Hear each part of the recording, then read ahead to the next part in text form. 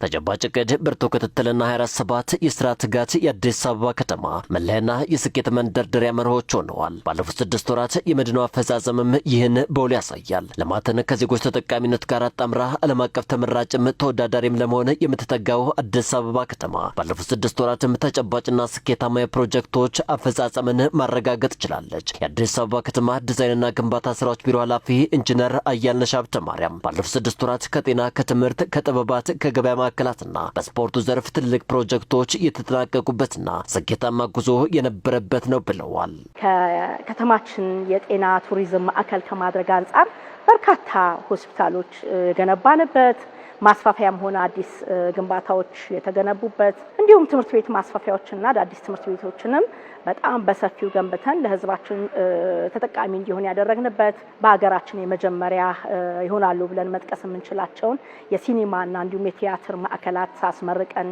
ለሕዝባችን ያቀረብንበት ለወጣቱ የሚሆኑ የስፖርት ማዕከላትን ገንብተን እንዲሁም ተደራሽነቱን ባሰፋ መልኩ ስራዎችን ሰርተን ለሕዝባችን ፍላጎት ያቀረብንበት ሁኔታ አለ። የአዲስ አበባ ከተማ ፕሮጀክቶችን ጀምሮ የመጨረስ ልኬትና ትጋት በእጅጉን ተሻሽሏል የሚሉት ኢንጂነር አያልነሽ ለፕሮጀክቶች መጠናቀቅ ምክንያትና መነሻ የሆኑት የአመራር ትጋት፣ የህዝብ ቅንጅትና የ24/7 የስራ ባህል በቀጣይም በማጠናከር በትኩረት ይሰራል ብለዋል።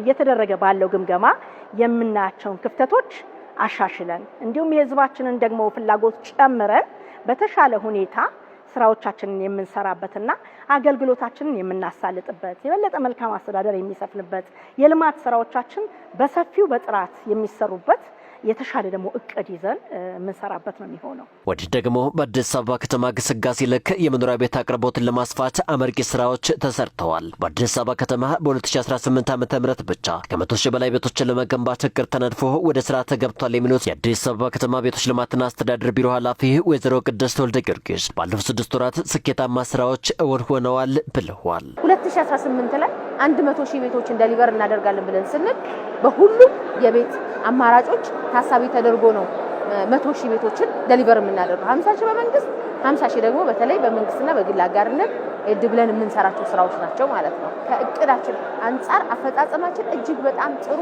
የሚባልና የሚበረታታ ምናልባትም ደግሞ አምናና ካቻምና በዚህ ልክ ያልታየ በልዩ እይታ እየተሰራ ያለ መሆኑን አይተናል።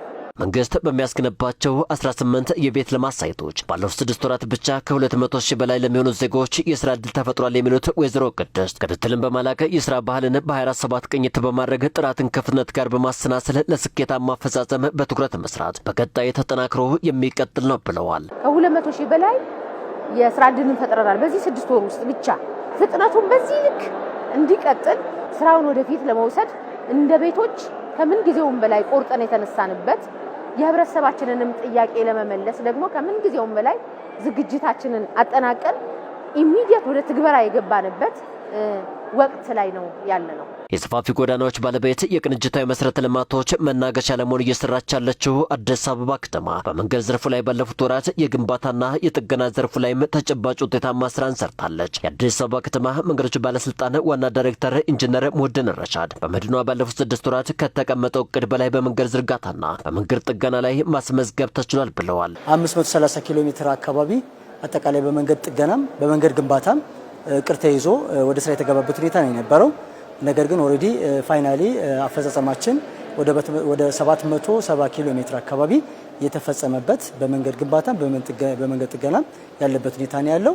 በመንገድ ዝርጋታና ጥገና ዘርፍ ላይ የ24/7 የስራ ባህልን በማድረግ ጥራትን የማስጠበቅና ፍጥነትን የማረጋገጥ ስራም በስኬት እየተተገበረ እንደሚገኝ ኢንጂነር ሙህድን ተናግረዋል። በከፍተኛ ሁኔታ የህዝብ ጥያቄ ህዝብ ሊንገላታ የሚችልባቸው መውጣት መግባት ሊቸገሩ የሚችሉባቸው ቦታዎችን አድሬስ ከማድረግ አንጻር ከፍተኛ ለውጥ መሻሻል ያለበት ሁኔታ ነው ያለው። ይህን አጠናክረን በቀጣይም የምንሄድበት ሁኔታ ነው የሚኖረው። በከተማው እድገት ልክ አስተማማኝ የውሃ አቅርቦትና ዘመናዊ የፍሳሽ ስርዓትን ለማድረግ መስራት የአዲስ አበባ ከተማ ሌላኛው የትኩረት ማዕከል ነው። ለዚህም ባለፉት 6 ወራት ብቻ የውሃ አቅርቦትን ከማሳደግና የፍሳሽ ስርዓትን ከማዘመን አንጻር ከቅርብ በላይ የሆነ አፈጻጸም ስለመመዝገቡ የአዲስ አበባ ከተማ ዋና ፍሳሽ አገልግሎት ስራ አስኪያጅ ዘሪሁን አባተ ተናግረዋል። ከገጸ ምድር ወይም ደግሞ ከሰርፌስ ወተር የምንለውን 100% ማሳካት ችለናል። ከከርሰ ምድር ደግሞ 86% ማሳካት ችለናል። በአጠቃላይ 87% የእቅዳችን ማሳካት ችለናል። ይሄ ከባለፈው የውሃ ምርት አቅርቦት ጋር ስናነጻጽረው ወደ 6 ሚሊዮን ሜትር ኪዩብ ተጨማሪ ወደ ሲስተም ማቅረብ ችለናል ማለት ነው። አንደኛውና ዋነኛው ይሄ ነው። ሌላው የፍሳሽን ነው። ፍሳሽም 80% የምንጠቀመው ውሃ ዌስት ወተር ሆኖ ይወጣል ተብሎ ሳይንቲፊካሊ ይታመናል። ከዚህ ውስጥ 20 ሚሊዮን ሜትር ኪዩብ የሚሆነውን አሰባስበን ስርዓት ባለው መልኩ 19.5 ሚሊዮን ሜትር ኪዩብን በእቅዳችን መሰረት አጣርተን ለግሪነሪ መጠቀም ችለናል፣ ለኮንስትራክሽን መጠቀም ችለናል፣ ለላይባጆ የቀረውን ደግሞ ኢንቫይሮንመንታሊ ሴፍ በሆነ መልኩ የአካባቢ ነዋሪዎች እንዲጠቀሙበት ዲስፖዝ ማድረግ ተችሏል ማለት ነው።